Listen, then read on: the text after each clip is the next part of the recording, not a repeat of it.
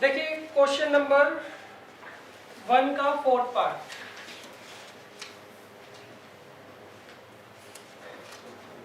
इसमें उन्होंने हमें जो पहली इक्वेशन दी है वो दी है x/2 plus 2y/3 is equal to -1 और x minus y/3 is equal to 3।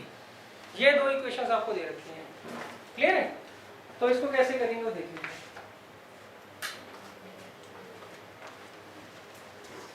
पहले हम क्या करेंगे बच्चों, एलसीएम लेके इसको थोड़ा सॉल्व कर लेते हैं।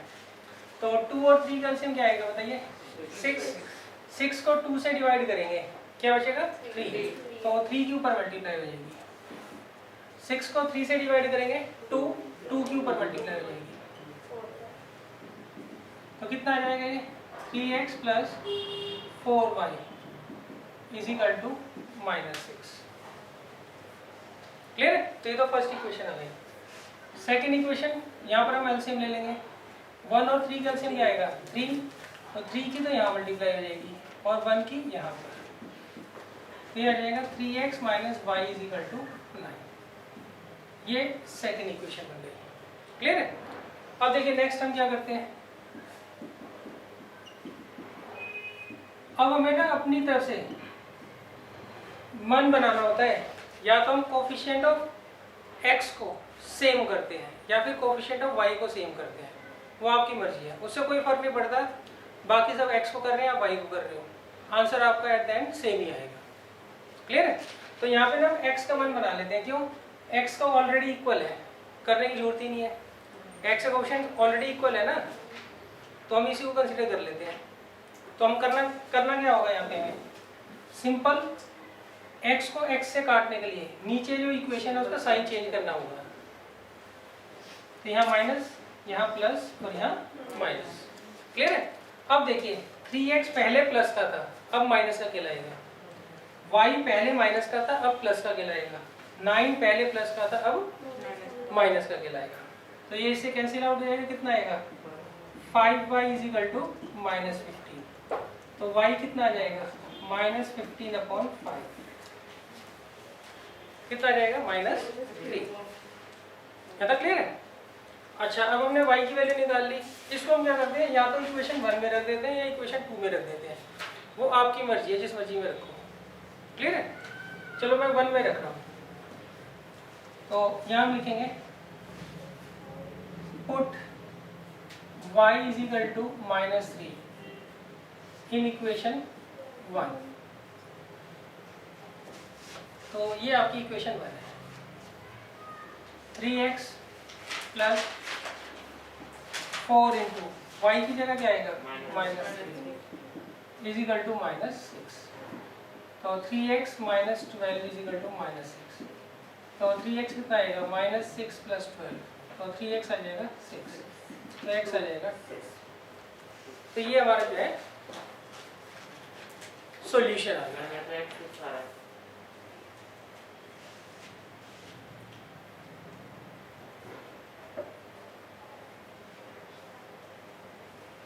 वैसे आप ऐसा करो, ये जो वैल्यूज है ना x और y की, इसमें और इसमें पुट करके देख लो।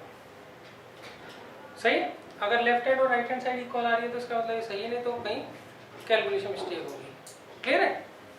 सर एक बार वो बता दो सेम कैसे करेगा कोएफिशिएंट अलग अलग हो। हाँ जी, वो भी बताता हूँ। पहले मैं चेक कर लूँ उनका गलत है मेरा गलत है। देखो आप y की वैल्यू -3 रख दो। चेक करने का तरीका भी देख लो, क्योंकि मान लीजिए अगर ये बड़ा क्वेश्चन आता है तो नॉर्मली चेक कर लिया करो कि आपका आंसर सही भी है गलत है। सही है? तो y की वैल्यू यहाँ रख दो पहले तो -3। सही है? और x की कितनी निकाली है? 2। तो कितना आ जाएगा? 1 और ये आ गया -3। ये तो मेरी गड़बड़ लग रही है मुझे।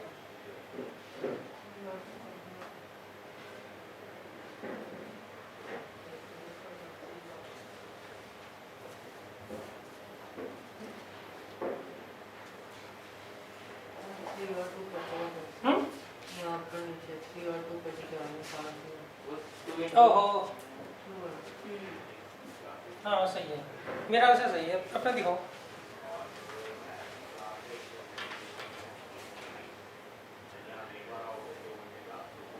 ये x में अच्छा आप लोगों को सेम लिख दिया ना, ये 3 लिखना भूल गया ओब्लिक में, देखो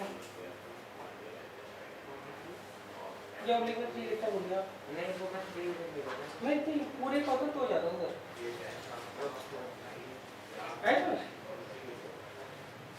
लिखो पहले पढ़ लिखो।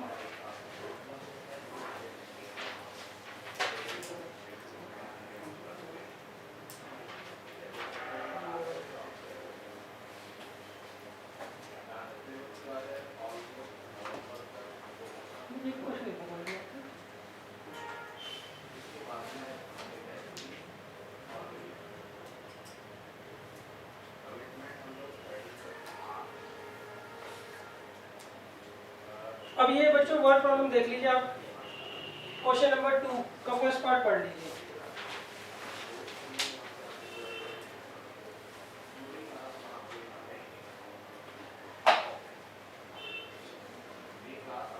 यहाँ पे कोपिंग का टेक्स्ट बना है, यहाँ पे तो ऊपर जो है तीसरा लिखिए, नीचे बढ़िए और पूरा पूरा करेंगे।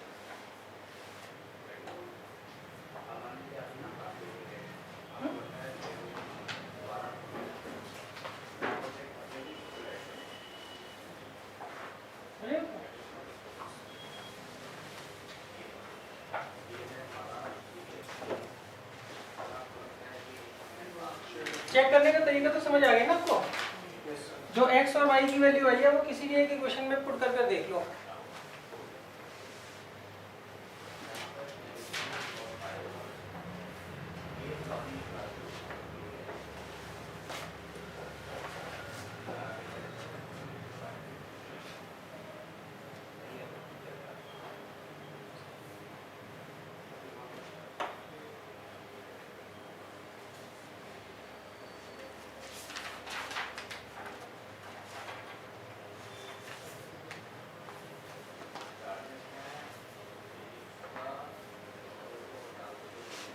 अब देखिए क्वेश्चन नंबर 2 में ना आपको 5 पार्ट दे रखे हैं। इन सब में हमें क्या करना है, सबसे पहले तो लीनियर इक्वेशन बनानी है कंडीशन को पढ़कर, फिर उसे सॉल्व करना है। क्लियर है? अब देखिए जैसे पहला क्वेश्चन इन्होंने दिया है, first part sorry second question का फर्स्ट पार्ट इन्होंने कहा if we add 1 to the numerator and subtract 1 from the denominator, मतलब ये फ्रैक्शन का क्वेश्चन है। तो फ्रैक्शन क्या होता है, इसका जो ऊपर वाला पार्ट होता है वो न्यूमरेटर होता है और नीचे वाला पार्ट डिनोमिनेटर होता है। अब वो कहते हैं if we add 1 to the numerator, अगर मैं न्यूमरेटर में 1 ऐड कर दूं and subtract 1 from the denominator, और डिनोमिनेटर में से 1 सब्ट्रैक्ट कर लूं, तो फ्रैक्शन रिड्यूस होकर 1 आ जाता है। फ्रैक्शन जो है रिड्यूस होकर क्या होता है, 1 आ जाता है। क्लियर है? अब देखिए नेक्स्ट, इट बिकम्स 1/2। अब फ्रैक्शन जो है वो 1/2 हो जाता है। किस कंडीशन में, if we only add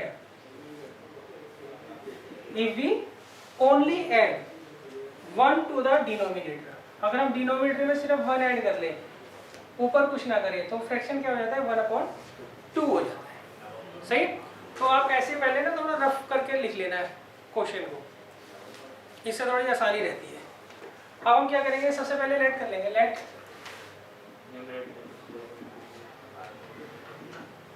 fraction भी x/y। क्लियर है? मान लीजिए हम जो है फ्रैक्शन को क्या मान रहे हैं, x/y मान रहे हैं, तो इसका मतलब क्या होता है, इसका मतलब होता है मैं न्यूमरेटर को x मान रहा हूँ, हाँ, और डिनोमिनेटर को क्या मान रहा हूँ, y मान रहा हूँ। अलग अलग लिखने की जरूरत नहीं, सीधा लिख दिया। अब देखिए कंडीशन 1, पहली कंडीशन उन्होंने क्या कहा है, अगर मैं न्यूमरेटर में 1 ऐड करूं, वहां देख लीजिए है, डिनोमिनेटर में 1 सब्ट्रैक्ट करूं, तो फ्रैक्शन जो है वो 1 आ जाता है। अब इसे सॉल्व करते हैं। सॉल्व कैसे करोगे, क्रॉस मल्टीप्लाई।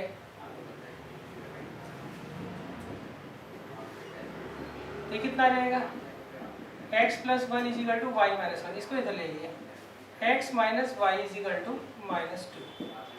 ये आ गई फर्स्ट इक्वेशन। सर अगर बिना सिंपलीफाई करके सीधा उसको इक्वेशन में ले लें, ऐसे करो, अगर इसको सिंपलीफाई ना करें और जो बन रही है वो कंडीशन 1 ऊपर से, अगर उसको सीधा ले लें सॉल्व करने के लिए, हाँ उसमें फंस जाओगे, ये थोड़ा सिंपलीफाई हो जाएगा। मतलब गलत नहीं है? नहीं, उससे कैलकुलेशन थोड़ी टफ हो जाएगी आपकी।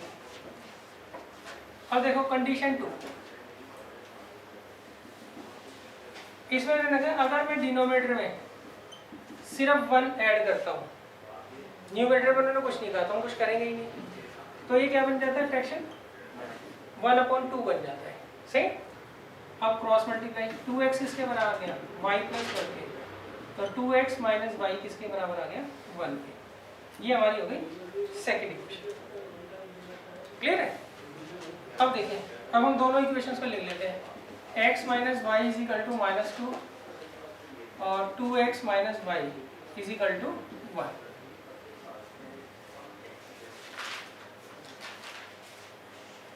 क्लियर है। तो अब देखिए, अब हमें क्या करना होता है, पहले से मन बनाना होता है, या तो कोफिशिएंट ऑफ x को सेम कर लो या कोफिशिएंट ऑफ y को। सही है। y ऑलरेडी सेम है तो आप मत करो x को। क्लियर है। अच्छा, सिंपली हमें क्या करना है, साइन चेंज करना है सबका। यहाँ पे y नेगेटिव है, यहाँ पे y नेगेटिव है, तो हमें क्या करना होता है इस केस में, अगर साइन सेम होते हैं, साइन क्या करते हैं सेकंड वाली इक्वेशन के सबके चेंज कर देते हैं।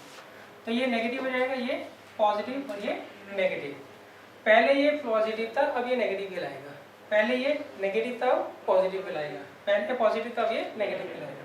तो कितना आएगा बच्चों, ये -x, ये तो कैंसिल हो ही गया, और ये -3, तो x आ गया 3। अब हम क्या करेंगे नेक्स्ट, पुट कर देंगे, put x is equal to 3 in equation first. ये reverse 3 minus y is equal to -2 minus y is equal to -5 ना, तो y कितना आ गया 5। तो फ्रैक्शन क्या आ गया, देयरफॉर फ्रैक्शन भी x अपॉन y ना 3 अपॉन। क्या है समझ। ऐसी एक वर्ड प्रॉब्लम जरूर आती है। क्लियर है। अब वो हो सकता है वो इससे इजी आए या इससे टफ आए, वो अलग बात है। अच्छा, इस मेथड को क्या बोलते हैं, ये जो हमने सॉल्व किया है इसे बोलते हैं एलिमिनेशन मेथड। इसके अलावा 3 मेथड हो रहे हैं, तो वो अलग अलग एक्सरसाइज में जब एक्सरसाइज कर लेते हैं।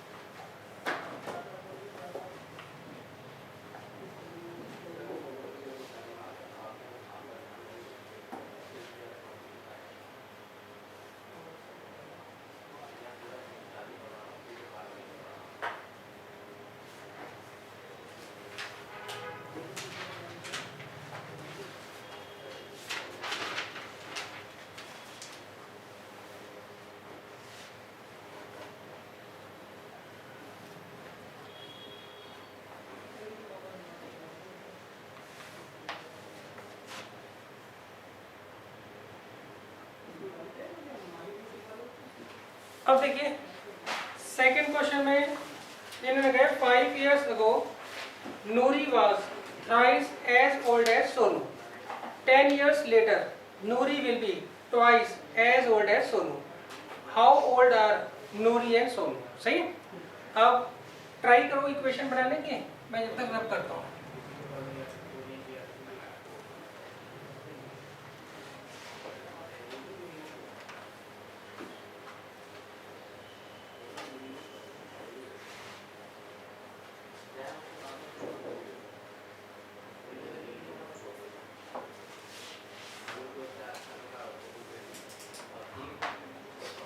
अब देखिए इसमें मैंने दो पर्सन्स की बात की है, एक तो नूरी है और एक सोनू है, और दोनों की प्रेजेंट एज पूछी है उन्होंने।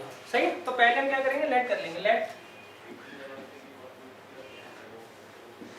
प्रेजेंट एज ऑफ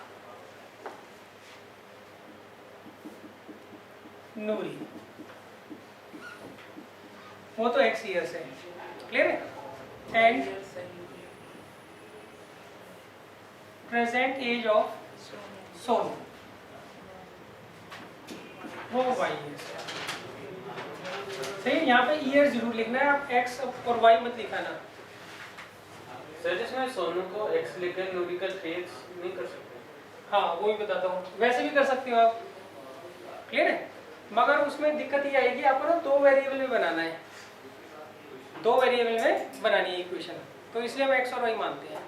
हाँ, अगर आपको किसी तरीके से एडजस्टमेंट करके एक वेरिएबल से सॉल्व कर सकते हो तो वो भी सही है, ठीक है। अगर आप एडजस्टमेंट करके एक वेरिएबल में से कन्वर्ट कर सकते हो तो बढ़िया है, वैसे भी कर सकते हो, क्लियर है। तो मगर अगर आप सिंपल मानते हो ना, ये ज़्यादा इजी पड़ता है, इसको एक वेरिएबल बनाने के लिए मुझे दिमाग लगाना पड़ेगा। अगर आप सिंपली x y मान लोगे तो जल्दी हो जाएगा, क्लियर। ऐसा नहीं है कि जितने मैं क्वेश्चन करा रहा हूँ वो एक वेरिएबल से नहीं हो सकते, एक वेरिएबल से ज़्यादातर क्वेश्चन टफ पड़ेंगे, इसलिए हम क्या करते हैं यहाँ पे दो वेरिएबल का यूज़ कर रहे हैं, क्लियर है। अच्छा, इसमें ना ये बात ध्यान रखना, आप बोलो अगो, लेटर, हेंस, इसका क्या मतलब होता है? सही, वैसे तो आगे वाज या विल से पता लग जाता है, अगर ना भी किसी को आइडिया हो तो। सही, अब जैसे लगता है 5 years ago Noori was thrice as old as Sonu. 5 years ago आगे वाज लिखा है तो इसका मतलब ये पहले की बात कर रहे होंगे, पास्ट है ना। तो 5 years ago, 5 years ago, अब देखिए यहाँ पे एज ऑफ नूरी क्या होगी, x - 5 years होगी ना, क्लियर है। मेरी एज जो है अभी 40 years है, तो 5 साल पहले क्या रही होगी, माइनस करके देख लूंगा। तो नूरी अभी x years की है तो 5 साल पहले कितने की होगी, x - 5 years की, क्लियर है। अच्छा, आगे एज ऑफ सोनू, इसमें भी यही लगेगा फार्मूला, y - 5 years, क्लियर है। अब देखिए अकॉर्डिंग टू क्वेश्चन, इनमें कौन बड़ा है कौन छोटा है? हाँ जी नव्या बताइए, इनमें कौन बड़ा है कौन छोटा है? हाँ, नूरी बड़ी है, सही। अब हम क्या करते हैं, ये नंबर जो है बड़ा है और ये नंबर छोटा है, ये नंबर क्या है 3 टाइम्स है इसका, तो मैं क्या करता हूँ, इन दोनों को बराबर करता हूँ। तो बराबर करने के लिए मैं क्या करूँगा, जो छोटा है उसमें 3 से मल्टीप्लाई कर दूंगा, सही। मान लीजिए मेरी एज है 45 years है, मेरे बेटे की एज 15 है, ये लेट कर रहा हूँ मैं। अब दोनों को बराबर करने के लिए मैं क्या करूँगा, उसमें 3 से मल्टीप्लाई कर दूंगा, हो गए बराबर, तो मैं यहाँ इक्वल टू का साइन लगा सकता हूँ, क्लियर है।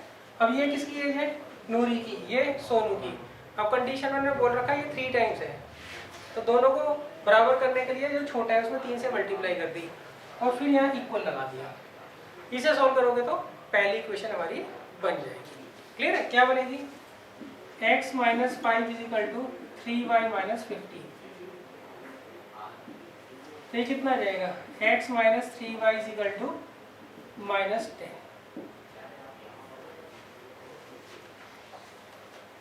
ये आगे बस समझ। अच्छा, अगो मतलब क्या होता है, पहले, सही। ये क्वेश्चन ना काफी इजी आते हैं, बच्चे इसमें कंफ्यूज हो जाते हैं। अगो, हेंस, लेटर का मतलब क्या होता है, वैसे तो पता होना चाहिए, नहीं भी पता तो आपको आगे जो लिखा होता है विल या वाज, उससे पता लग जाता है, सही। और उसे भी छोड़ो तो बोर्ड का एग्जाम होगा, उसमें हिंदी में भी लिखा आता है, सही। ये मैं बातें इसलिए बता रहा हूँ, बच्चे क्या करते हैं छोटी छोटी गलती कराते हैं, कई बार वो इंग्लिश में कंफ्यूज हो जाते हैं। भाई सबके साथ नहीं होता, किसी किसी के साथ होता है, तो वो फिर दिमाग में पूरी ज़िंदगी रहेगी बात कि जी मेरे 99 आए, मैंने एक चीज़ गलत पढ़ ली थी, तो वो मैं अगर हिंदी में पढ़ लेता तो मेरे 100 आ जाते, क्लियर है। तो इसलिए बता रहा हूँ आपको, इसमें एगो, लेटर, हेंस वगैरह उसको ध्यान से देख लेना क्या लिखा है क्या नहीं लिखा है। क्वेश्चन सारे इजी होते हैं, क्वेश्चन कोई ऐसा नहीं है कि तो क्वेश्चन कहीं से आ जाएगा आपके पास, सही है, आएगा नहीं तो मैं करवा चुकाऊंगा। क्लियर है? आपको वो मिलेंगे असाइनमेंट, उसमें हर चैप्टर के कम से कम 100 क्वेश्चन होंगे। क्लियर है? और वो सारी बुक्स को कवर करेगा, ऐसा नहीं कि कोई एक पर्टिकुलर बुक कवर करेगा। और उनके सॉल्यूशन आपको मिल ही जाएंगे, बस आपको संडे की क्लास में रेगुलर आना है।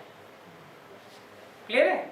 आपको प्री बोर्ड होगा नवंबर में, और एक प्री बोर्ड खत्म होते दूसरे प्री बोर्ड स्टार्ट हो जाते हैं, तो उसमें गैप कम होता है। तो नवंबर से पहले आप जितनी तैयारी कर सको उतना बढ़िया है आपके लिए। सही है? उसके बाद ज़्यादातर टेस्ट ही होते हैं हमारे यहाँ पर, या प्रॉब्लम्स वगैरह बच्चे पूछते हैं। अच्छा, आप देखिए कंडीशन 2 पे चलते हैं। कंडीशन 2 में उन्होंने कहा है 10 ईयर्स लेटर। सही है? मतलब अब से 10 साल बाद,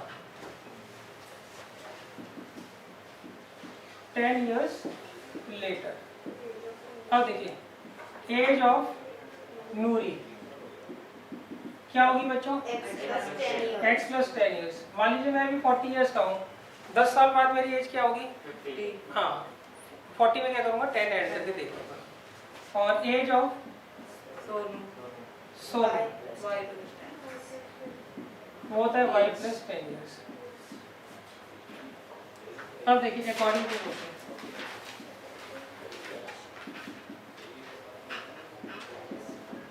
अब देखिए ऑब्वियस सी बात है नूरी ही बड़ी होगी। सही? जो एज में बड़ा होता है वो 10 साल पहले का निकाल के देख लो या 10 साल बाद का रिकॉर्ड निकाल के देखो, जो बड़ा है वो बड़ा ही रहेगा हमेशा। सही? मगर कितना बड़ा है वो देख लीजिए। अब ट्वाइस रह जाएगी बस। सही?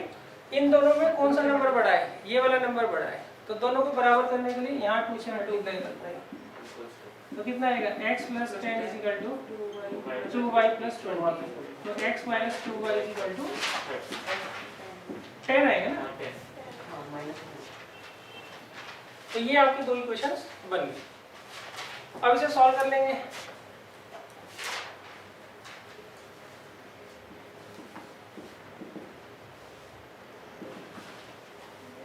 अच्छा बताओ, यहाँ मल्टीप्लाई करने की जरूरत है आपको?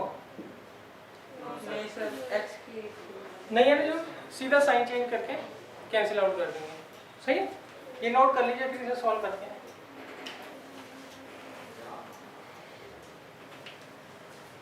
50 और 20 आ रहा है आंसर। 50 ईयर्स और 20 ईयर्स। जिन्होंने सॉल्व कर लिया वो चेक कर लो।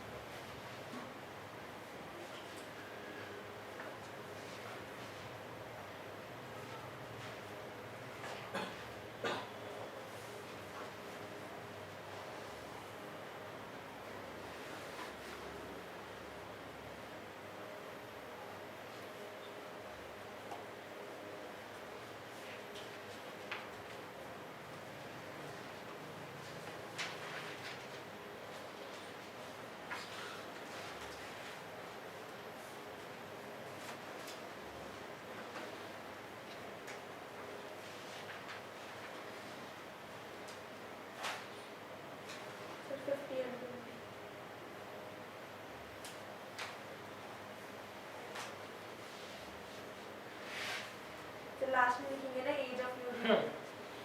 अब बाद में ना स्टेटमेंट करके लिख देना, present age of Noori is equal to 50 years and present age of Sonu is equal to 20 years. Clear है?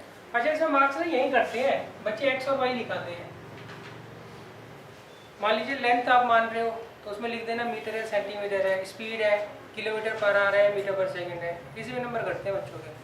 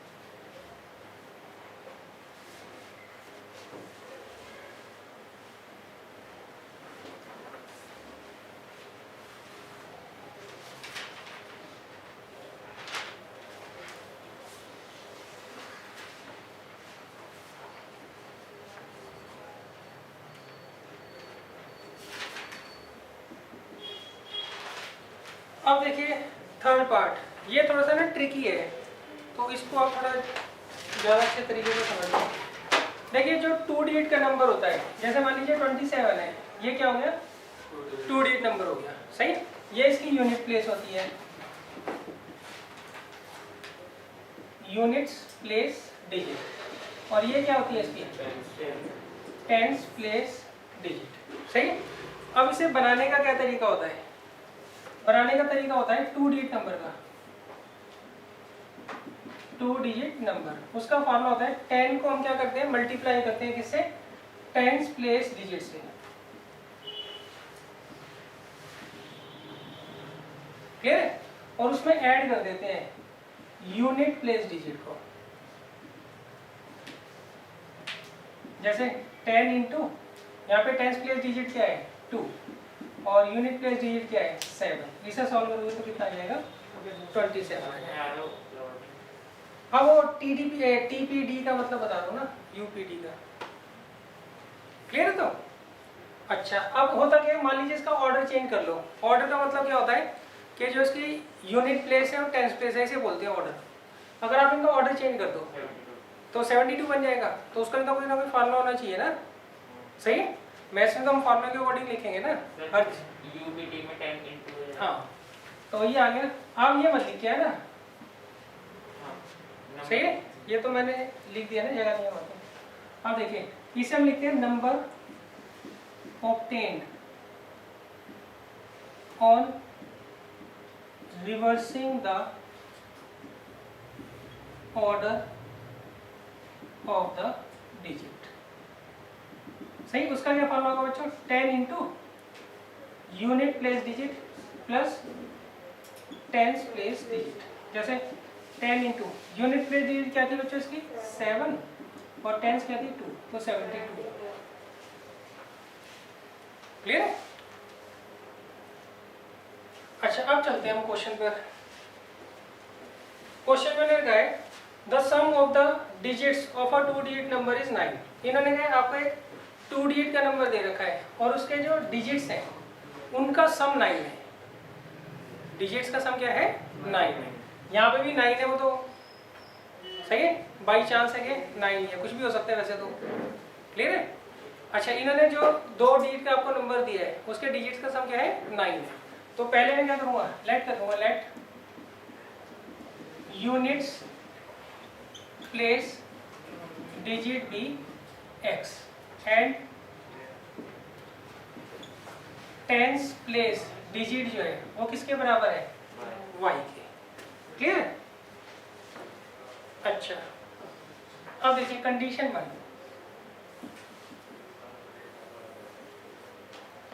कंडीशन 1 में मैंने क्या कहा है, इन डिजिट्स का जो सम है वो कितना है 9 है।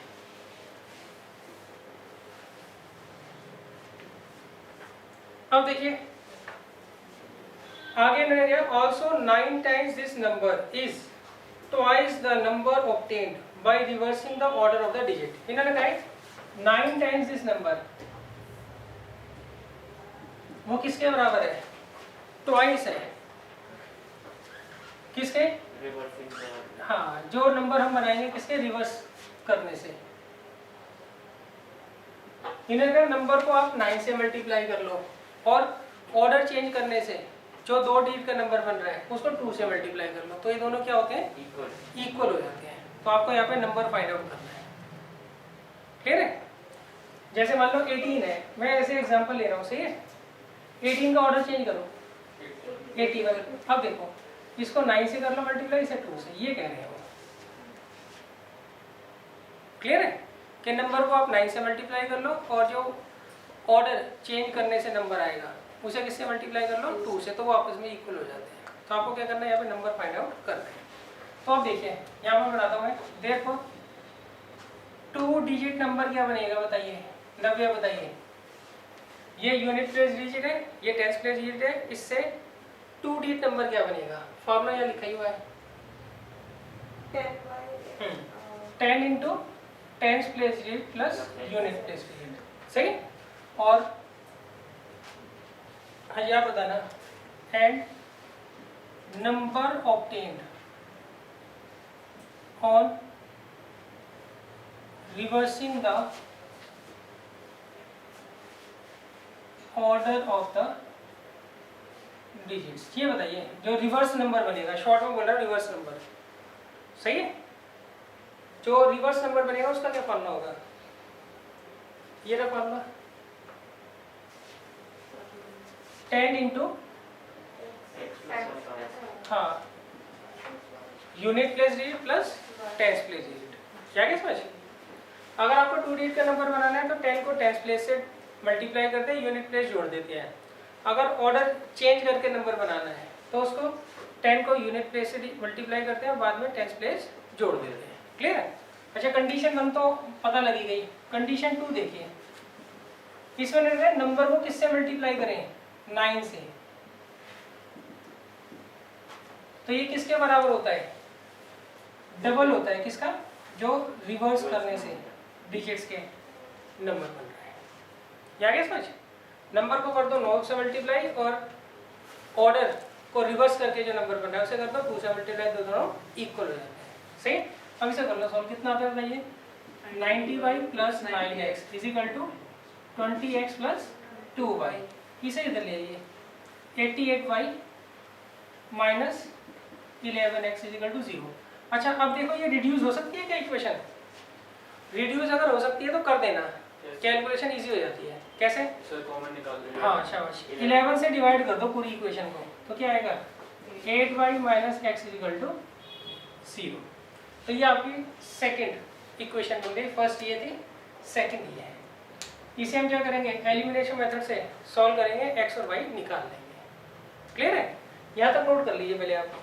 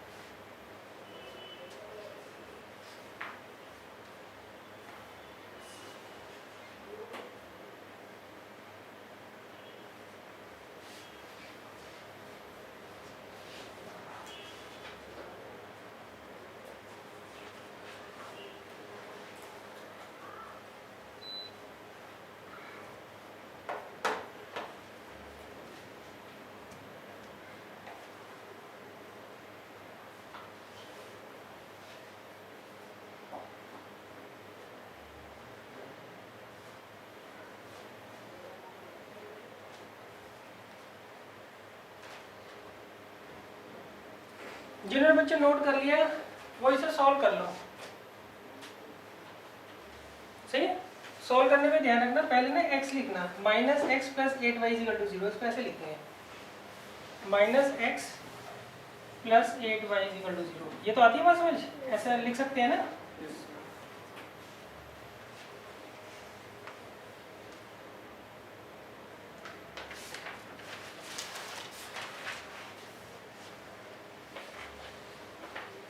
इसमें तो ऑलरेडी साइन। हाँ, तो सीधा ऐड कर दो। ये जरूर लिख लेना बच्चों, सही है? ये इंपॉर्टेंट है। इसमें इसी में दिक्कत आती है वर्ड प्रॉब्लम में, बाकी इसी वर्ड प्रॉब्लम में दिक्कत नहीं आती। सर सीधा कर सकते हैं बिना साइन चेंज किए? हाँ, तो अगर आप एक इसका साइन चेंज नहीं कर रहे तो किसी का भी नहीं करोगे।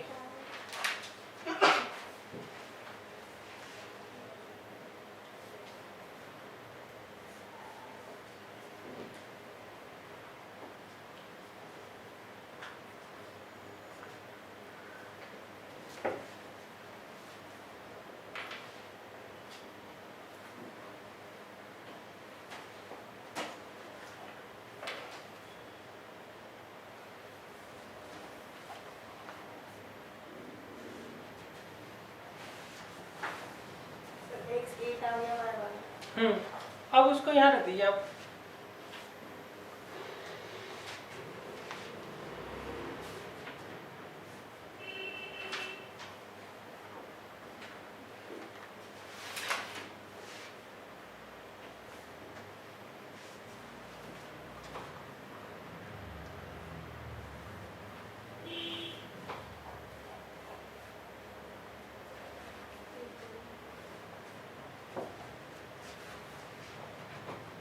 सर पहले नंबर लिखेंगे फिर रिवर्स नंबर फिर नहीं पूछा उन्होंने, रिवर्स नंबर शायद नहीं पूछा। Find the number. हाँ तो नंबर निकालो बस।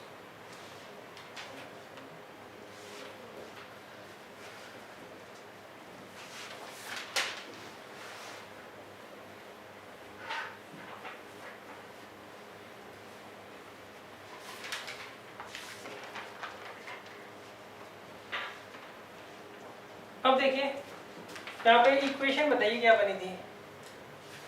फर्स्ट इक्वेशन थी x plus y is equal to 9। दूसरी minus x plus 8y equal to 0। हाँ जी। अब देखो यहाँ पे ना ऑलरेडी x का जो कोफिशिएंट है वो इक्वल है, सही, साइन से में कोई फर्क नहीं पड़ता। तो आप क्या करोगे, y को तो सोचिए मत इक्वल करने की, सही, x ऑलरेडी इक्वल है। अब सेकंड, इनके साइन भी उल्टे हैं, साइन भी उल्टे हैं, तो आपको साइन चेंज करने की जरूरत नहीं है, अब सीधा कैंसिल आउट कर लो। क्लियर है? अच्छा एक चीज, जब आपने इसके साइन चेंज नहीं किए तो किसी के भी साइन चेंज नहीं करोगे। साइन चेंज होंगे तो सबके होंगे, नहीं तो किसी के भी नहीं होंगे। तो ये कितना आ जाएगा, 9y इज इक्वल टू 9, तो y कितना आ गया 1, तो y की वैल्यू आ गई 1।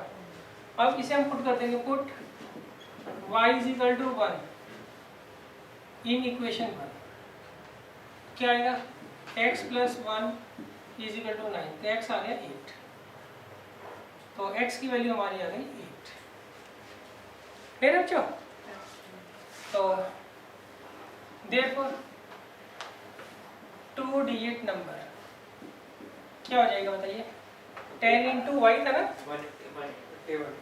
1 है 1, और 10 into tens place plus unit place,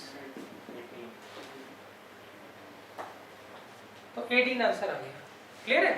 अच्छा क्वेश्चन को ना ध्यान से पढ़ लेना। एक बार क्या हुआ था, प्री बोर्ड था किसी का, उसमें उन्होंने नंबर नहीं पूछा था, एंड में लिख दिया था रिवर्स नंबर फाइंड आउट करो, तो उसमें फिर हम किस में वैल्यू रखते हैं, इसमें रखते हैं वैल्यू, क्वेश्चन सारे सेम होता। सर ऐसे भी कर सकते हैं कि मैंने 2 डिजिट नंबर निकाल दिया फिर रिवर्स नंबर कर, हाँ ऐसे, हाँ 18 लिख दो, फिर लिख दो देयरफॉर जो ऑर्डर रिवर्स करने का नंबर बनेगा वो 81 होगा।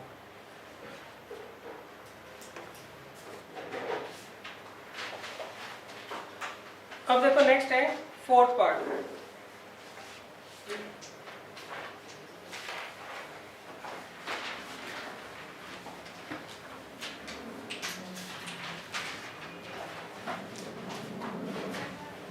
ये तो पार्ट में थोड़ा इजी है।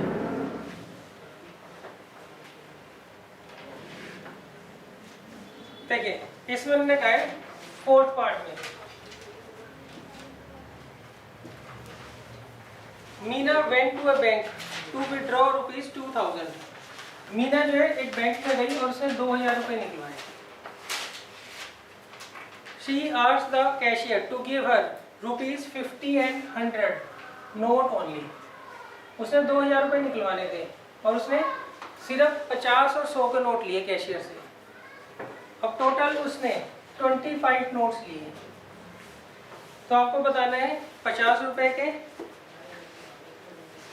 कितने नोट उसने लिए और 100 रुपीज़ के कितने नोट लिए। सही? मीना जो है बैंक गई, 2000 रुपये उसने निकलवाए, कैशियर को कहा कि 50 और 100 के नोट दो, उसको टोटल 25 नोट मिले। तो आपको बताना है 50 रुपये के कितने नोट है और 100 रुपये के कितने नोट उसने लिए। ज़्यादा क्लियर है? तो इसमें पहले हम क्या करते हैं, लेट कर लेते हैं, लेट नंबर ऑफ ₹50 नोट्स।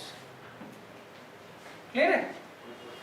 अच्छा एक बार ध्यान रखना, अब तो रुपीस का हमारा भी सिंबल आ गया है ना, तो अगर एग्जाम में वो वाला है लिखा तो वही लिखना है आपने, ये मत लिखाना। क्लियर है? सिंबल नहीं आ गया रुपीस का, मैं खुद हिंदी वैसी है ना, हाँ क्लियर है? तो वही बनाया ना, वो तो बनाएगा ना, तो वही सिंबल बना के आना, ये मत बनाया ना। सर बुक में भी वही है। कौन सा ये आ गया? मेरे पास पुरानी बुक है ना, ऐसे होगा। हाँ तो यही बना के आना है आपको। क्लियर है? अभी वैसे इसके मार्क्स कटते नहीं है और धीरे धीरे कटने चालू हो जाएंगे। हो सकता है सर्कुलर आ जाए और हमें पता ही ना लगे बोर्ड तक, अभी तो काफ़ी 10-11 महीने है ना, हो सकता है बीच में सर्कुलर आ जाए, हमारा ध्यान ना जाए। तो आपको रुपीज़ का वही सिंबल बना के आना है, ये छोड़ देना है। अब हमारा अपना आ गया ना सिंबल, हम उसको यूज करेंगे। क्लियर है? अच्छा अब देखो, let number of rupees 5 notes, वो तो x है, and number of rupees 100 notes वो y है। या तो क्लियर है? अब देखिए कंडीशन 1, इन दोनों का जो नंबर है कितना है, 25 है। क्लियर है? मान लो इसके उसने क्या दिए, कुछ नोट 50 रुपए के लिए, कुछ नोट उसने 100 रुपए के लिए, तो इनका जो सम है वो कितना है, 25 है। कितना है, 25। ये आ गई बात समझ? अच्छा अब देखिए कंडीशन 2, मान लीजिए उसने 50 रुपए के x नोट लिए हैं, तो उसकी वैल्यू क्या होगी, 50 रुपए के मान लो उसने 10 नोट लिए हैं, ऐसे मैं लेट कर रहा हूँ, 50 रुपए के उसने 10 नोट लिए हैं, तो कितने रुपए हो गए, 500 हो गए ना, मल्टीप्लाई करके देख लेंगे ना इनको। तो 50 रुपए के उसने x नोट लिए हैं, तो उनकी वैल्यू क्या होगी, 50x। क्लियर है? अच्छा 100 रुपीज के उसने कितने लिए हैं, y, तो ये आ गए 100y। इन दोनों का जो सम होगा वो कितना होगा, 2000 होगा। अब सॉल्व कर लोगे आप लोग? अच्छा ये सिंप्लीफाई हो सकता है, हो सकता हूँ तो कर लेना, कैलकुलेशन थोड़ी इजी पड़ जाती है, नहीं भी करोगे तो ऐसा रूल नहीं है कि नंबर कट जाएंगे। क्लियर है? अच्छा देखो ये 50 से डिवाइड हो सकता है ना, तो ये आ जाएगा x + 2y = 40। नहीं भी करोगे तो कोई ज़्यादा इतना कोई फर्क पड़ता नहीं है मेरे हिसाब से।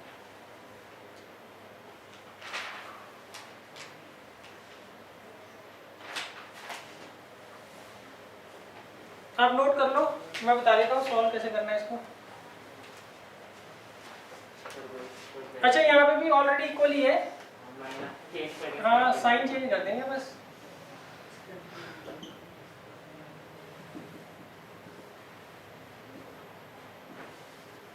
अब देखिए साइन चेंज कर देंगे नीचे वाले के ना, कैंसिल आउट, -y = -15, तो y कितना आ गया, 15। क्लियर है? अब पुट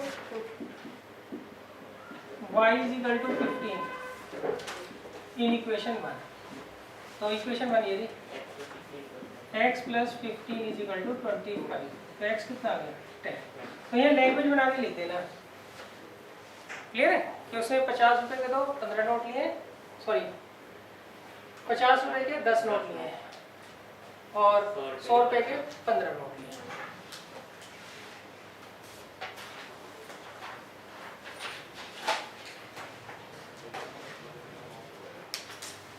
अच्छा इससे रिलेटेड ना क्वेश्चन है, वो आपने उस फेसबुक वगैरह पर देखा होगा कि एक जू में कोई जाता है तो वो कुछ जानवरों को देखता है, उनकी इतनी टांगे हैं और इतने उनके सींग हैं। क्लियर है? वो करवा दूंगा, हमारे उसमें है असाइनमेंट में। क्लियर है? और उसमें लॉजिक क्या होता है, टांगे तो 4 होती हैं, जो जानवरों को बताएंगे उसकी 4 ही होती हैं, सही है, और सींग ज़्यादातर क्या होते हैं, 2 होते हैं। क्लियर है? तो उसके हिसाब से वो क्या करते हैं, सॉल्व कर लेते हैं, मतलब वो भी इससे रिलेटेड क्वेश्चन है। क्लियर है? तो मैं बता दूंगा कौन से जानवर है, क्या था मुझे भी याद नहीं। अच्छा अब देखो 5th पार्ट देखो, ये तो रहने तो नोट करना, इतना ही नोट कर लो। अब देखिए 5th पार्ट,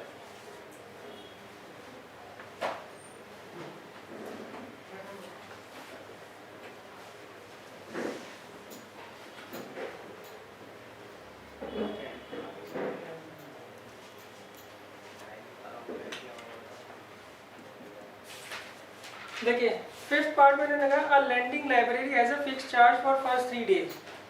देखिए इसमें उन्होंने कहा एक लाइब्रेरी है जो बुक लैंड करती है, मतलब किराए पे देती है, वो 3 दिन के लिए बुक देती है बस। क्लियर है? आगे next, and additional charge for each day thereafter. अच्छा अगर आप 3 दिन के बाद जाते हो तो हर दिन का बाद में वो चार्ज अलग लेती है, मतलब जब वो आपको लाइब्रेरी वाले बुक दे रहे हैं तो 3 दिन का पैसा आपसे ले लेंगे। अब अगर आप 10 दिन बाद जाते हो तो 3 दिन का तो पैसा दे चुके हो, 7 दिन का और लेंगे। पहले 3 दिन का फिक्स है, बाकी हर दिन के हिसाब से बाद में लेंगे अगर आप लेट जाते हो तो। अब इन्होंने 2 पर्सन है, एक का नाम सरिता है, वो तो 27 रुपये देती है और वो 7 दिन के लिए क्या करती है, बुक को रखती है। और दूसरा पर्सन है सुशी, वो 21 रुपये पे करता है, करती है, वो मुझे पता नहीं, सही है। और वो बुक को कितने दिन रखता है या रखती है, 5 दिन,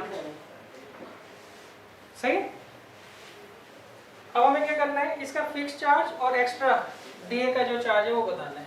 तो हम क्या करते हैं, लेट कर लेते हैं, let fixed charge for first 3 days, वो तो ₹X है, क्लियर है। एंड चार्ज फॉर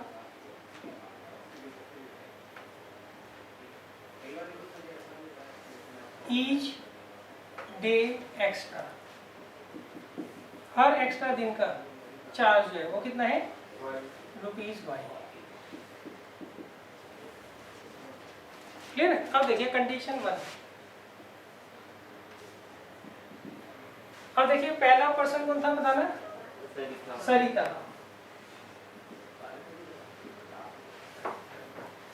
सरिता क्या करती है, 7 दिन बाद बुक देती है और 27 रुपये पे कर रही है, सही है। अच्छा 3 दिन तो उसको अलाउ था, 3 दिन के उसने कितने पैसे दिए हैं, X रुपीज़ दिए हैं, सही है। ये आपकी स्कूल जैसी लाइब्रेरी नहीं है, स्कूल की लाइब्रेरी तो क्या करती है 15 दिन के लिए बुक देती है, उसका पैसा नहीं लेती है। ये कोई प्राइवेट लाइब्रेरी रही होगी, वहाँ पर पैसा देना पड़ता है, क्लियर है।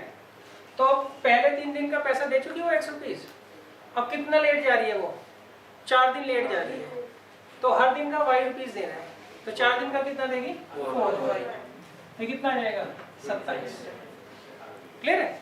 अब कंडीशन 2,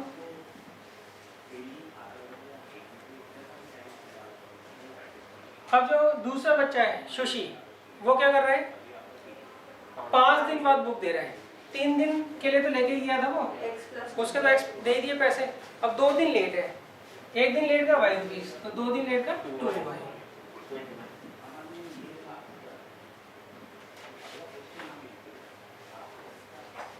क्लियर है। हाँ इसे भी सॉल्व कर लेना, तो Y तो 3 आ रहा है, ये आप खुद कर लेना, सही है। और X आ रहा है Y 3 आ रहा है ना बच्चों, और X 15 आ रहा है, यही है। वैसे तो ऐसा होता नहीं है, यहाँ देखो 3 दिन के लिए 15 रुपए में दे रहे हैं, 1 दिन का मतलब 5 रुपए हो गया, फाइन सस्ता पड़ रहा है,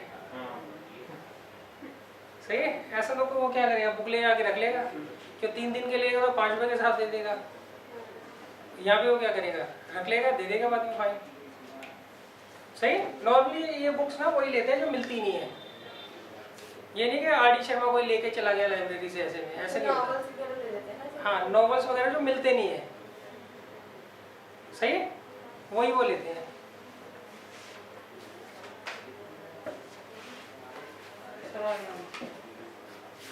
आगे ना ऐसे थोड़ा हाईलाइट करके आंसर जरूर लिख देना।